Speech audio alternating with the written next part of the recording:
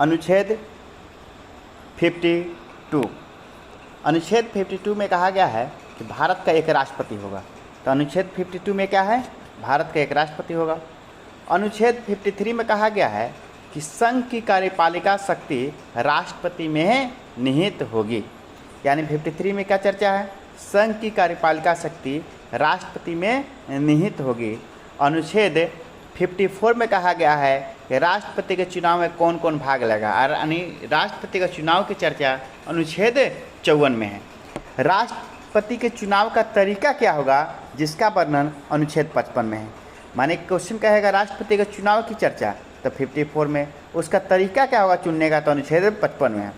राष्ट्रपति का कार्यकाल कहेगा कि राष्ट्रपति का कार्यकाल क्या होगा, तो कार्यकाल 56 में है। लेकिन क्वेश्चन कहेगा कि राष्ट्रपति का पुनः निर्वाचन की जानकारी अनुच्छेद 57 में। यानी एक व्यक्ति एक से अधिक बार भारत का राष्ट्रपति बन सकता है, लेकिन अमेरिका में एक व्यक्ति 2 ही बार राष्ट्रपति बन सकता है। यही इसकी चर्चा हमको किस अनुच्छेद से मिलती है? अनुच्छेद 57 में कहा गया है कि राष्ट्रपति का पुनः निर्वाचन की जानकारी मिलता है। अगर कहा जाए कि राष्ट्रपति बनने की योग्यता क्या है, तो 58 है। राष्ट्रपति बनने की योग्यता 58 है।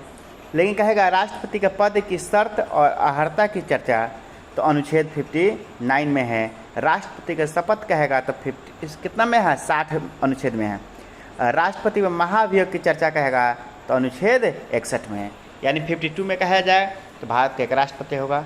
53 में कहा जाए संघ की कार्यपालिका की शक्ति राष्ट्रपति में निहित होगी। अनुच्छेद 54 में कहा जाए राष्ट्रपति के चुनाव की चर्चा है।